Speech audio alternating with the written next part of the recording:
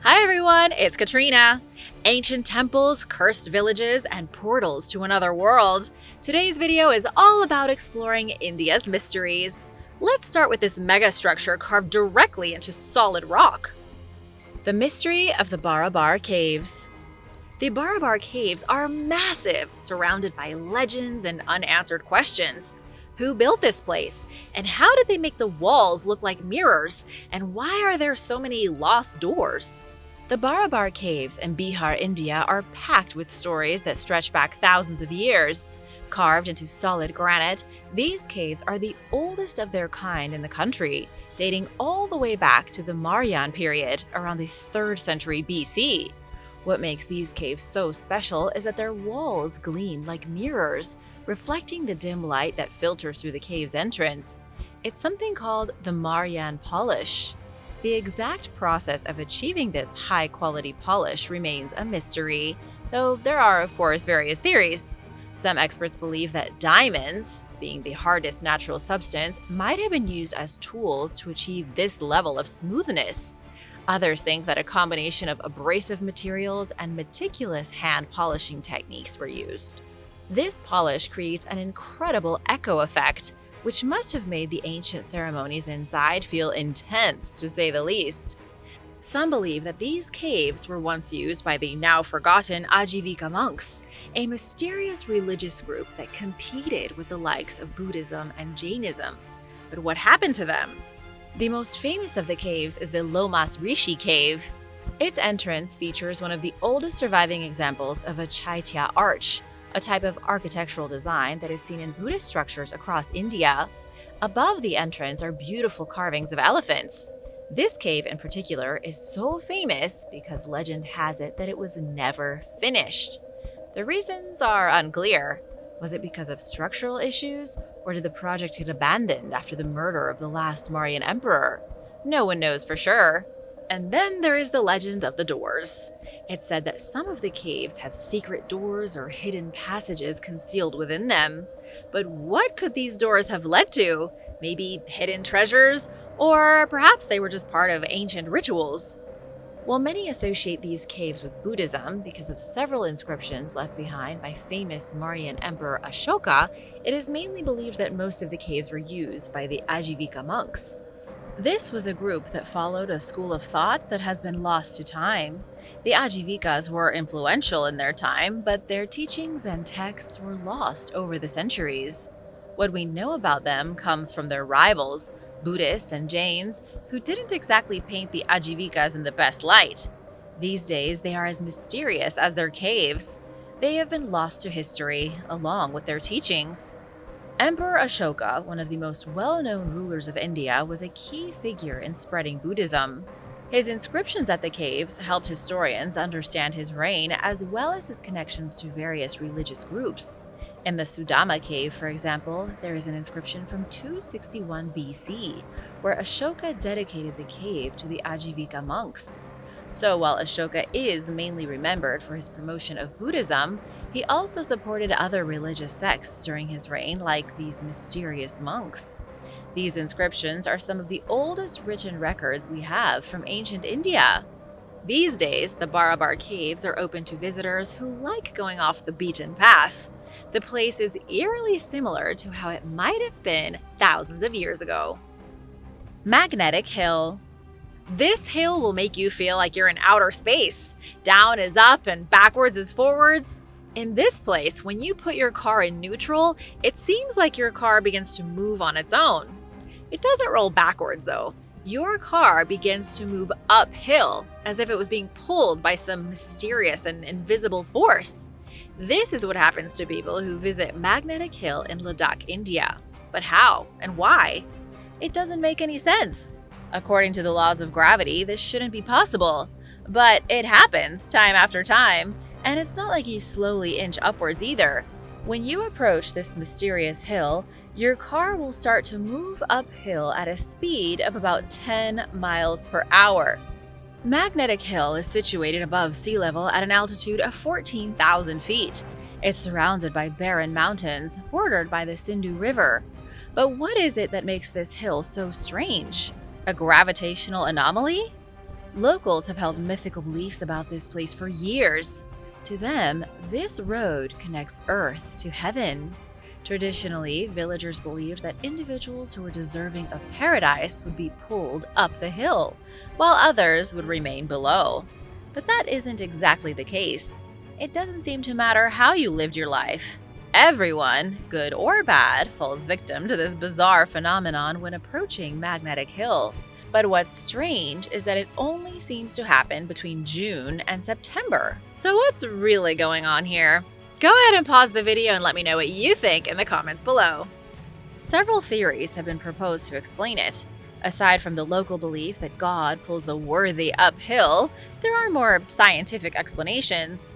The main theory is that this hill is surrounded by a potent magnetic force that seems to affect the condition of vehicles.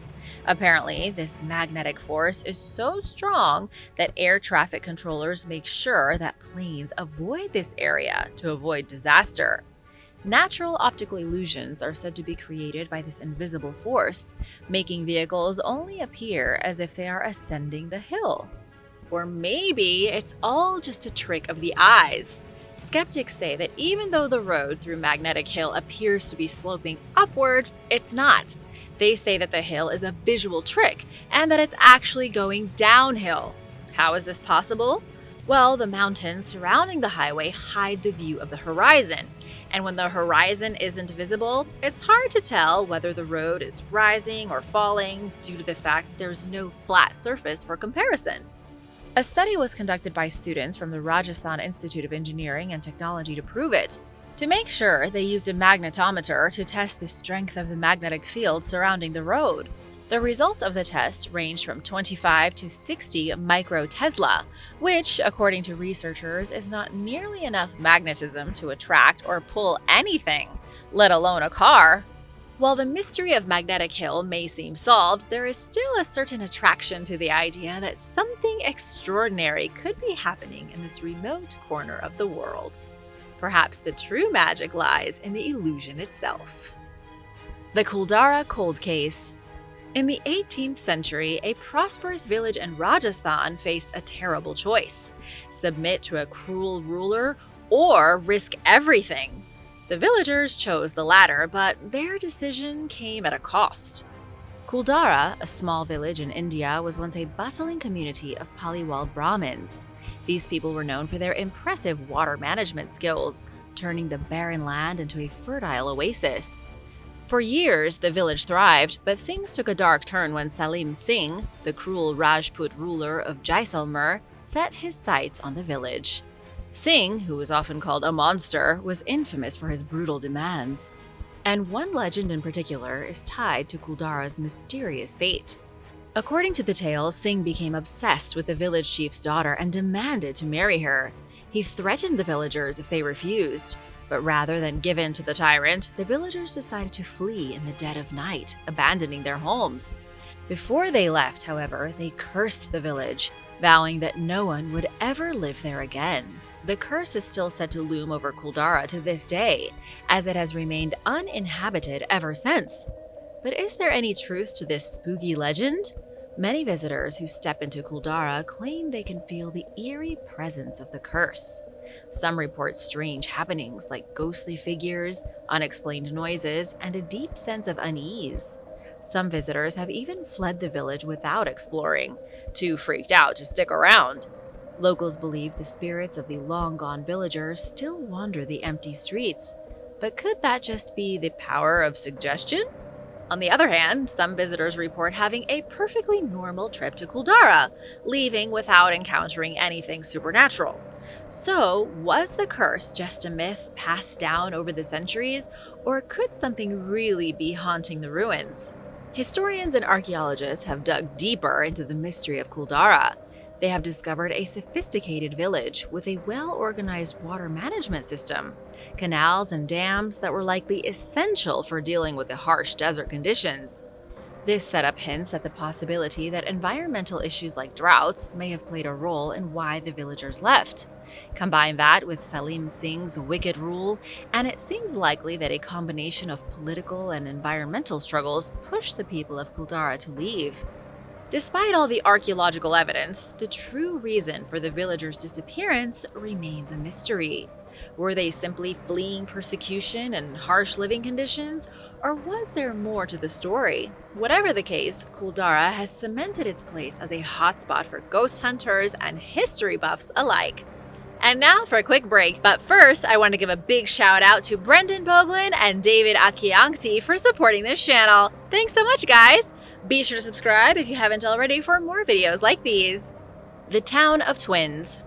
No, you're not seeing double. In a small sleepy village called Kodini in Kerala, India, there is something quite extraordinary happening. Everywhere you look, there's a pair of twins. In fact, this village has one of the highest rates of twins in the world. With over 400 pairs of twins in a village of 2,000 families, Kodini has become the twin capital of the world. But why is this happening? That is where the mystery lies. The average rate of twins worldwide is about 9 per 1,000 births. But in Kodini, it's a whopping 45 per 1,000 births. People in the village have come up with all sorts of theories to explain the phenomenon. Some say it's the blessing of a local deity, while others believe the village's water has magical properties that cause women to have twins. Could it be something in the air? The truth is, no one really knows for sure, and that's what makes it so fascinating. A pair of twin sisters, Samira and Famina, were the first to notice something strange in 2006. They realized that there were a surprising number of twins in their class, 8 pairs to be exact.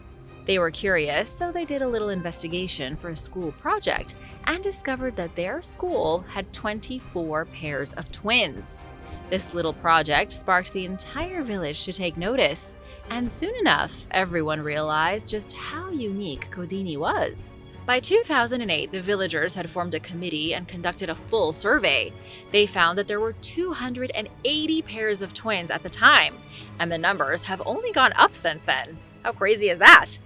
The village even put up a sign at its entrance that says, "Welcome to God's own Twins Village, Kodini." But this strange phenomenon caught more than just the locals' attention. In 2016, researchers from India, Germany, and the UK came to Kodini to investigate. They collected DNA samples from the twins to try to figure out if there's a genetic explanation. So far, they haven't found anything definitive. Some think it might be genetics, while others still believe in the mystical powers of the village. Science doesn't have all the answers yet, but who knows what they might discover in the future. What do you think? Is there really magic in the water, or is something else happening? Let me know in the comments. Haunted Dumas Beach. Dumas Beach may look like your typical beautiful seaside destination during the day, but as night falls, it takes on a more sinister atmosphere. This place isn't just known for its stunning views, but also for its black sand and the eerie legends that come with it. According to local folklore, the beach was once a Hindu burial ground, and the black sand is believed to come from the ashes and remains of those buried here. But that's not the only thing to haunt the shores. When the sun is out, Dumas Beach is lively, with tourists sunbathing, swimming, and enjoying the scenery. Children build sandcastles unaware of what may lie just below their feet. But at night, the atmosphere changes completely. Many believe that the spirits of the dead, especially those with evil intentions, roam the beach after dark. Locals claim to hear strange sounds like voices whispering, or even creepier, loud ghostly laughter echoing through the air. And if that doesn't give you goosebumps, there have also been sightings of white apparitions and mysterious glowing orbs floating along the beach. Some even say that tourists who dare to walk the beach at midnight have vanished without a trace. But it's not just humans who sense something in the air. Dogs in the area are also known to act strange, howling and barking at nothing, especially after sunset. Local legend says that the dogs can sense spirits that humans can't see and will try to warn anyone venturing too far into haunted territory. Despite the spooky stories, some people dismiss the paranormal tales as mere superstition. But still, there are plenty of reports that make you wonder. For example, one group of friends who visited the beach during the day didn't experience anything odd while they were there. However, when they looked at their photos later on, they saw strange spirit orbs in the pictures. Could these have been the spirits of the dead buried there? Or were the orbs just a coincidence? Maybe Dumas Beach is hiding something more than meets the eye. Would you dare to visit at night? The Hanging Pillar at Lipakshi. Now, this place has been a mystery for a long time. At the Veerabhadra Temple in Lipakshi, India, there is something that grabs everyone's attention: a mysterious hanging pillar. Underneath one of the pillars that is supposed to be holding up the structure, there is a gap where it isn't connected to anything. You can actually pass thin objects like cloth or paper underneath. Try that with any other pillar. This defies logic and known construction techniques. Lipakshi is an area prone to earthquakes, but while other structures have suffered, this seemingly unstable pillar remains unaffected. How? One popular legend says that the temple's architects deliberately designed the pillar to float in order to show off their incredible skills. Maybe they wanted everyone to think they were magic. But another story gives credit to a British engineer from the colonial era. According to this tale, the engineer tried to move the pillar during his inspection, accidentally dislodging it into its current position. If this is true, his mistake created a mystery. The temple itself is a stunning example of South Indian craftsmanship. It is filled with sculptures of gods, goddesses, musicians, and dancers, all carved out of granite. There is even a massive stone bull, known as Nandi, which was carved from one giant slab of granite. UNESCO has praised the site for its beauty and artistry, calling it a witness to human creative endeavors. But let's get back to the pillar and the mystery. Was it really meant to float? The floating pillar was likely not part of the original design. Experts believe that seismic activity or a construction mistake could have caused the pillar to shift into its odd position. In fact, there is a similar legend about the Windsor Guildhall building in England. There are pillars here that don't quite reach the ceiling. People said the famous architect Christopher Wren left the pillars unfinished on purpose. He did this to prove his point that the pillars weren't needed to hold up the building after the town council forced him to add them in order to avoid collapse. Even though the pillar at the Veerabhadra temple might not be floating by design, its mysterious position still fascinates people, keeping visitors guessing. Why is the pillar floating? Let me know your guesses in the comments. India's Area 51. Konka La Pass in Ladakh is India's very own Area 51. It's a place filled with mystery, rumors, and conspiracy theories that keep imaginations running wild.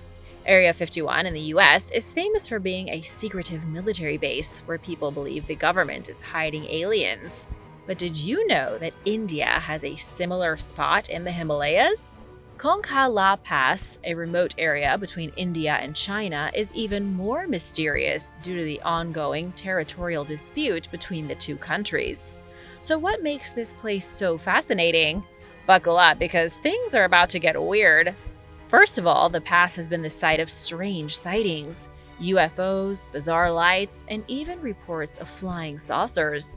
Locals and soldiers alike claim they have seen things in the sky that just don't add up. Pilots often avoid flying over the area because their equipment malfunctions, and conspiracy theorists love this. They are convinced that the region hides an underground UFO base, with aliens coming and going from deep beneath the Earth's surface. Why this spot? They say that the Earth's crust here is twice as thick as anywhere else, making it perfect for alien activity. But is there actual proof? Not really. But that doesn't stop people from believing. This place also has a haunted past. In 1962, during the Indochina War, many Indian soldiers lost their lives in fierce battles. Some believe that the ghosts of these soldiers still protect the area, keeping intruders away, especially from the Chinese side. Whether it's haunted or not, the pass remains off-limits to civilians, which of course only fuels more wild theories. But wait, it gets even stranger. In 2004, a group of geologists exploring a nearby region reported seeing a robot-like figure walking along a ridge before it disappeared. Was it an alien? A government experiment? Nobody knows. In 2012, the Indian Army spotted a ribbon-shaped object floating in the sky above Pangong Lake. They tried to analyze it with high-tech equipment, but the object didn't show up on their radar. Imagine seeing something right in front of you, but all your technology says it's not there. How do you explain that? Conspiracy theorists have even scoured Google Earth, pointing out mysterious caves in the mountains that seem to appear and disappear. They believe these caves are entrances to the secret alien base. The fact that the Indian and Chinese governments are staying silent about what's really going on only makes things even stranger. Jatinga Village. A Bermuda Triangle for birds exists in the serene Jatinga Valley of Assam, where a mysterious and bizarre phenomenon unfolds every year. There is a village here that might seem like a peaceful haven, with its lush greenery and misty mountains, but a strange occurrence has baffled both locals and scientists for over a century. People are drawn to Jatinga for its beauty, but also for what happens during certain dark, foggy nights. What happens is, the sun sets, the sky darkens, and as the clock strikes around 7 p.m., birds, which are normally tucked away for the night, suddenly take flight. But these aren't just any birds. They are local species, and even some migratory ones, flying chaotically and crashing into trees, buildings, and the ground. They fall to the earth, and by morning, the village streets are scattered with their lifeless bodies. The strange behavior has earned Jatinga the reputation of being a Bermuda Triangle for birds. So why are the birds flying at night? What lures them to their doom? And why are they strangely drawn to lights? Well, that's the mystery. The birds are attracted to streetlights, bonfires, and even the glow from homes, leading them to fly right into objects in a dazed and erratic state. Over the years, ornithologists, bird experts, and scientists have scratched their heads trying to figure out why this happens, especially between September and November. There are plenty of legends that swirl around this valley's odd events. The Nagas, a tribe that originally lived in the area, were the first to witness the bird chaos back in 1900. They were so spooked that they thought the birds' behavior was caused by evil spirits, and they fled the region, leaving behind stories of a curse. They believed something supernatural was at play, making them fearful of the valley during those dark nights. Fast forward a few years, and a new tribe called the Jaintias moved into the area. Unlike the Nagas, they didn't think the birds were cursed. In fact, they saw it as a gift from nature. They began harvesting the fallen birds, seeing them as a source of food. They even took part in actively killing the birds, knocking them out of the sky with poles as they descended in their confused state. For the Jaintias, this wasn't a curse, it was a feast. But things took a turn when NGOs stepped in, educating the villagers about the birds' behavior and discouraging the practice of killing them. Over time, the number of birds affected by this phenomenon dropped by about 40%. The mystery has never been solved. Scientists continue to propose different theories to explain what is happening in Jatinga. One idea is that the unique geography of the valley, combined with monsoon weather, creates environmental conditions that disorient the birds. Fog, heavy winds, and the landscape might confuse the birds, causing them to crash. But why do they take flight at night in the first place? That's the big question nobody can figure out. One interesting theory comes from a researcher named Dr. Sudhir Sengupta. He suggested that water seeping through the rocks during monsoons might affect the magnetic and electrical fields in the area. These changes could disturb the birds while they are sleeping, making them restless and causing them to fly off in confusion. Once in the air, the altered magnetic fields might mess with their nervous systems, leading them to behave erratically and crash into nearby objects. The lethal lights of West Bengal. If you ever find yourself wandering through the misty swamps of West Bengal, beware, not of crocodiles or quicksand, but of something far stranger. Locals whisper about mysterious lights that dance through the marshes, leading travelers into danger. These flickering orbs, known as alaya or marsh ghost lights, are said to have a sinister purpose, luring fishermen and wanderers into deeper waters where they lose their way. But what exactly are these lights, and why do they exist? Listen to this and let me know your thoughts in the comments. One of the most famous legends is about a king named Srutanjaya and his son, Alaya. Long ago, in a kingdom stretching across Bengal and Burma, Alea was trained to be the next ruler. One day, during a hunt in the forest, Alea mistakenly shot a tigress with her cub. Wounded but determined, the tigress fled into the marshes with her cub, but the little one drowned. Months later, when Alea returned for another hunt, he mysteriously fell into the same swamp and never came out. Locals believe that the Alea lights are the spirits of the tigress and her cub, seeking revenge on those who would harm other tigers in the area. They say that these glowing orbs are not just lights, but vengeful spirits, waiting to lead unsuspecting travelers to a watery fate. But not all ghost lights are said to be evil. Some Bengal fishermen claim that these lights are the souls of dead fishermen, some of which are helpful and guide boats safely home. Others, however, might lead you straight to your doom. It's really a roll of the dice. This isn't just a Bengal thing either. In Gujarat's Rann of Kutch, similar lights known as Cheer Bati, which means ghost lights, have been seen dancing over the marshes. And these lights have appeared for as long as anyone can remember. But guess what? There might be a scientific explanation. Back in 1776, scientist Alessandro Volta suggested that these ghostly lights could be the result of marsh gases like methane reacting with the air. According to him, this mixture could create a natural chemical reaction. While this might sound reasonable, not everyone is convinced. People reported that these lights seemed to follow them, almost as if they had a mind of their own. What would you do if you were being followed by some otherworldly orb? More recently, scientists have proposed other theories suggesting that the lights could be the result of electrical or magnetic activity caused by the unique topography of the region. However, even with these explanations, the mystery continues. Thar Desert Geoglyphs. Imagine flying over a vast desert and looking down to discover not just an ocean of sand, but strange and massive designs etched into the earth. This is what you will find in the sun-baked Thar Desert of India.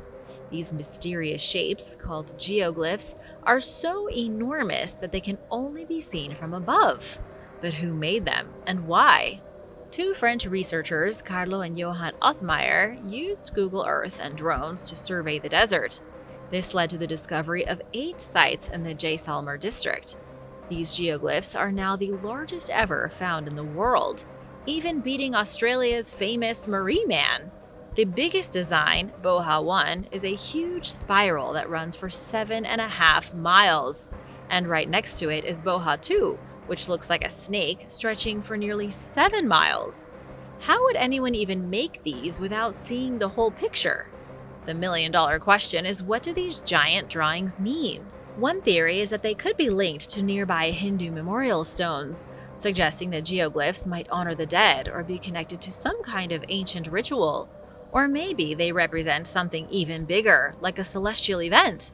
Picture ancient people staring up at the sky, seeing something strange, and then carving out these massive designs in the desert to commemorate it. Is that what happened? I mean, the exact purpose of the geoglyphs is still a mystery, like the Nazca lines. Could they be messages to the gods, or perhaps a giant ancient art project? Some experts think they might hold religious or astronomical significance. Others suggest the creators had a deep understanding of math and geometry. This would be pretty impressive considering these shapes were made without today's technology. And speaking of technology, keep in mind that these incredible geoglyphs were discovered thanks to drones and Google Earth. Without these, the massive figures would have stayed hidden in the desert. The Legends of Bangar Fort. Have you ever felt a chill run down your spine, even on the hottest day? This is what visitors to Bangar Fort claim to experience. This fort stands as a grand but ghostly ruin, drenched in stories of hauntings and curses. Built in the 17th century by Madho Singh I, a trusted general of the Mughal Emperor Akbar, Bangar was once a prosperous town. The fort was meant to be a grand residence for Singh's son, Man Singh I. For a while, the town thrived with over 10,000 people living within its walls. But today, it's abandoned, and there are 2 legends that might explain why. One legend tells of a powerful sage named Guru Balu Nath who lived near the fort. Before the construction began, Madho Singh asked for the guru's blessing, and he agreed on one condition: the fort's shadow must never touch his home. Everything was fine until one day the fort's shadow did just that. The guru was enraged by this and cursed Bangar, dooming the town and its people to a dark fate. The second legend is even more tragic. It involves a princess named Ratnavati, who was so beautiful that many men tried to win her heart. One of her admirers, a sorcerer named Singya, wasn't ready to take no for an answer. When Ratnavati rejected him, Singya cursed a pot of oil meant for her, turning it into a deadly potion. But his plan backfired, and Ratnavati tragically died. In her last moments, she cursed the entire fort, sealing its fate as a place of desolation. Today, people claim to hear strange voices, whispers, and even see mysterious figures moving in the shadows at Bangar Fort.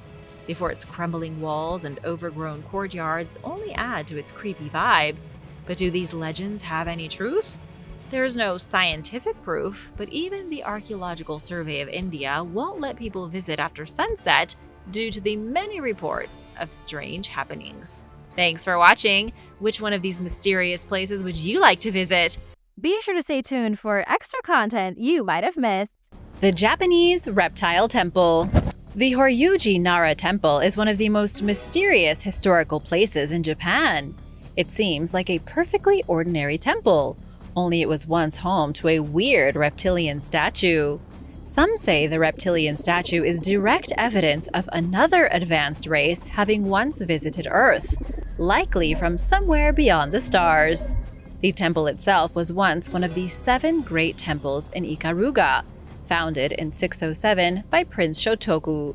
Rumor has it that 1400 years ago, the prince had an encounter with a lizard creature from outer space. Following the encounter, the prince had a statue built in the reptile's honor and placed it inside the temple. The statue truly does look like someone from a race of lizard-like humanoids. It has ordinary arms and legs. Its body is shaped just like any man, but its head is that of a humanoid reptile, with deep-set eyes and a lizard's mouth. It also appears to be wearing some kind of suit, or at least a piece of armor around its torso. The reptile statue is definitely weird, to say the least. However, mysteriously, in 2017, the statue was removed from public view at the Buddhist temple. Since then, nobody knows what's happened to it. Peña de Huayca. Peña de Huayca in Colombia has been labeled the most mysterious mountain in the Americas. Thousands of people flock to the mountain every week to witness the UFOs that seem to be drawn to this place like a magnet. It's just outside the city of Bogotá and has been home to the Muisca Indians for hundreds of years. Ancient legend has it that the Muisca Indians worshipped the mountain as a god and even made sacrifices in its honor. Throughout the years, the mountain has seen its fair share of blood. After the days of sacrifices, there was even more death and misery. It was on the slopes of the mountain where the indigenous people fell on their own swords in a final act of dignity before being conquered by Spanish invaders. Some believe the energy of all this death has seeped into Peña de Huayca, making it a place of great power. One of these people is systems engineer William Chavez Ariza, who has been visiting the mountain for over 30 years, studying paranormal phenomenon. William says the aliens are drawn to the mountain inexplicably, and that he's seen on multiple occasions plate-shaped lights circulating around the peak. The Evans Culture Mounds. At the edge of Monroe, Louisiana, there is an archaeological site that dates back almost 5,400 years. Here you can find 11 massive earthen mounds connected by tall ridges. The site is considered one of the oldest preserved earthworks from the Archaic period in the United States, predating even the Egyptian pyramids and Stonehenge. This mysterious site in Louisiana was constructed by a society of hunters and gatherers known as the Evans culture. They lived here starting around 3500 BC, and over time they built such an impressive group of structures, archaeologists didn't even believe such a thing was possible. Diana Greenlee, an archaeologist at the University of Louisiana, says nobody thought primitive hunter-gatherers could be so organized or could create such complex structures. These people were hunters, they fished, and they pulled together wild resources. Yet they also built monumental mounds, some of them being 25 feet tall. It took the Evans culture about 700 years to finish their mounds, which makes it one of the longest building projects in history. However, archaeologists don't really understand what purpose the mounds were constructed for. They found all kinds of hidden artifacts here, things like stone beads, bone tools, fish hooks, and an antler used for sharpening stone knives. But why the culture spent 7 centuries piling up dirt into huge mounds is still a mystery to this day. The Cocknoe Stone. There is a mysterious place in Scotland hiding an ancient secret. The site doesn't have an official name, but it can be found in West Dunbartonshire. In 1885, Reverend James Harvey accidentally came upon a mysterious stone hiding underneath the grass. He cleared the dirt and shrubs away, revealing what is now considered to be some of the greatest petroglyphs in Britain. The rock art was left on a single gigantic stone in the Bronze Age. The stone measures 42 feet by 26 feet and has 90 carved indentations on it. 5,000 years ago, a group of early humans walked up the side of the hill, found a nice-looking rock, and decided they would cover it in strange markings. They carved spirals, circles, and indecipherable geometric decorations. They then walked away. The stone was forgotten, and grass grew over it until the stone was hidden underneath the hill. Archaeologists still don't know what any of the markings mean. The rock was covered up again in 1965 because the experts were afraid of vandalism. It was uncovered only briefly in 2015 for archaeologists from the University of Glasgow to do a quick investigation. They recorded the markings and tried to make sense of them, but the mystery remains unsolved. San Miguel Ixtapan. The site of San Miguel Ixtapan in Mexico is believed to date back to over 3,000 years ago. The site is most famous for its unique megalithic architecture, and the stonework at this ancient place is nothing short of remarkable. The stone slabs used in the construction weren't the biggest or the heaviest blocks of rock, but they were carved with expert precision. The angles and lines are so straight, it's hard to believe that any pre-Columbian civilization could be responsible. San Miguel Ixtapan is one of the few archaeological sites that's been explored in the southwest region of the state of Mexico. Up until quite recently, we had almost no archaeological knowledge of the area. We know that it was a midway point between the people of the Central Highlands and the cultures in the state of Michoacán, but little is known about the people who lived here. The city had its most successful stage of growth between 750 and 900 AD, then was mysteriously abandoned around 1200 AD. However, many of the creations here are much older, thousands of years older to be exact. Archaeologists discovered stone slabs embedded in the walls of a colonial church in the center of the modern town of San Miguel. These slabs were almost definitely taken from the ancient ruins and incorporated into the church following the occupation of the Spanish. The Spanish had a habit of tearing down ancient temples and structures, then using the blocks to build their own churches and cathedrals. What's really fascinating is that the stonework of these slabs look modern, as if they were machined in a factory using lasers. Whoever lived here before was a highly advanced civilization, but we just don't know who they were to give them credit. And now for number 5. But first, I want to give a big shout out to Janice and Amanda Banks. Thanks so much for watching and letting us be a part of your day. If you are new here, be sure to subscribe and join the family.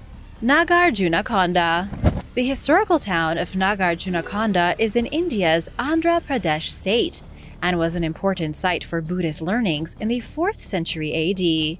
However, these days, it's completely flooded and hiding underwater. The ancient Buddhist town was rediscovered in 1926 by a schoolteacher who stumbled upon an ancient pillar.